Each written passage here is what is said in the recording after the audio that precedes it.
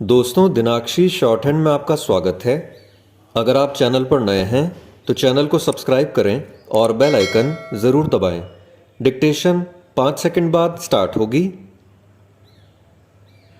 Ready, start. सेना के तीनों अंगों में भर्ती के लिए लाई गई अग्निपथ योजना से असहमत अप्रसन्न युवाओं ने देश के विभिन्न हिस्सों में जिस तरह उत्पात मचाया और इस दौरान पथराव एवं आगजनी के साथ हर तरह की अराजकता का परिचय दिया, वह न केवल आघातकारी है बल्कि शर्मसार करने वाली भी। आखिर ऐसे अनुशासनहीन और अराजक युवा सेना में भर्ती होने के अधिकारी कैसे हो सकते हैं, जो अपना विरोध दर्ज कराने के नाम पर राष्ट्र की संपत्ति को नष्ट करने का काम करें। विरोध के नाम पर ट्रेनों को जलाना, रेलवे स्टेशनों पर तोड़फोड़ करना, सरकारी एवं निजी वाहनों को क्षतिग्रस्त करना गुंडागर्दी के अलावा और कुछ नहीं। इसे किसी भी कीमत पर सहन नहीं किया जाना चाहिए।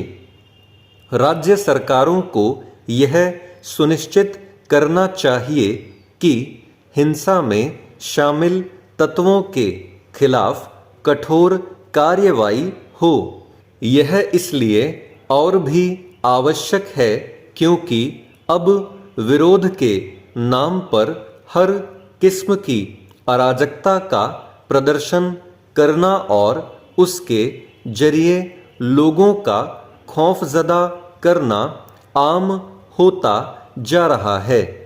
यदि अराजकता का सहारा लेकर शासन को उसके फैसले वापस लेने के लिए बाध्य करने की प्रवृत्ति पर प्रहार नहीं किया गया तो सरकारों के लिए काम करना तो मुश्किल होगा ही। बात बात पर कानून हाथ में लेने वाले अराजक तत्वों का दुस्साहस भी बढ़ेगा। निसंदेह यह समझ आता है कि सेना में भर्ती होने के आकांक्षी कुछ युवाओं को अग्निपथ योजना के कुछ प्रावधान रास न आए हों, लेकिन इसका यह मतलब नहीं कि वे सड़कों पर उतरकर हिंसा करने लगें।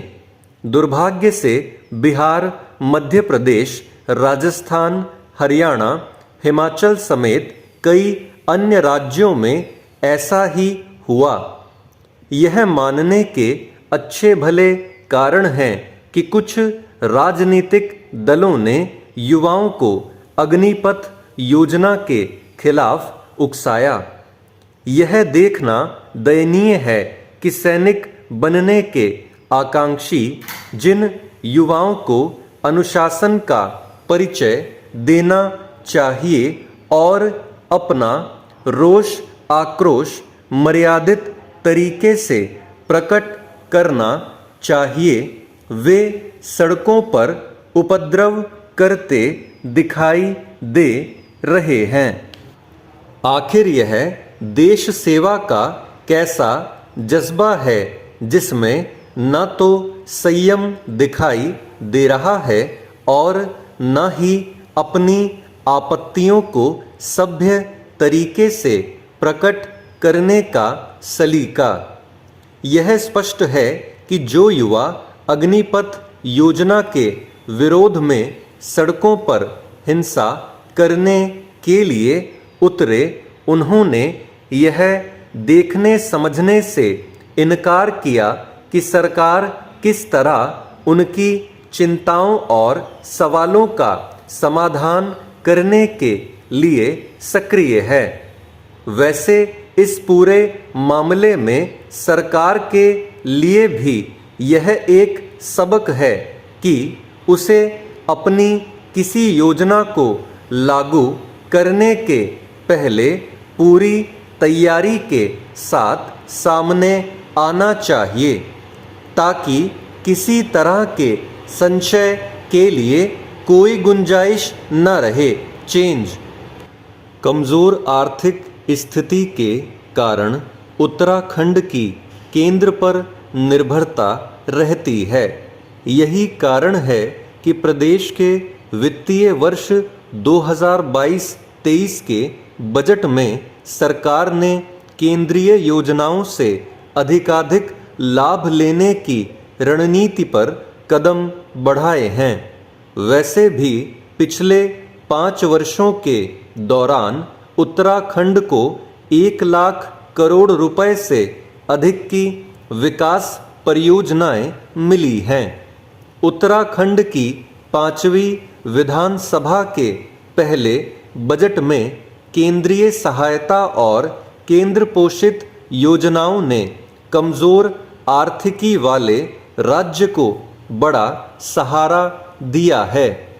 बजट में वेतन, पेंशन और ऋण भुगतान का भारी बोझ साफ दिखता है, लेकिन इसके बावजूद निर्माण, विकास कार्यों और कल्याण योजनाओं के लिए अधिक धनराशि का प्रावधान इसमें है। पिछले वित्तीय वर्ष की अपेक्षा इस बजट में निर्माण कार्यों के लिए 1881 करोड़ और सामाजिक सुरक्षा पेंशन को 347 करोड़ राशि अधिक जुटाई गई है। यह संभव हुआ केंद्रीय सहायता में बढ़ोतरी और केंद्र पोषित योजनाओं के बूते, जिसने बजट में रंग भरे और उत्तराखंड को संवरने का अवसर दिया। केंद्र पोषित योजनाओं और बाह्य सहायतित योजनाओं के रूप में प्रदेश को भरपूर सहायता उपलब्ध कराने में केंद्र सरकार ने पूरी उदारता दिखाई है। वर्तमान वित्तीय वर्ष में बड़े एवं लघु निर्माण कार्यों की कुल राशि 9,047 करोड़ रुपए से अधिक हो गई है।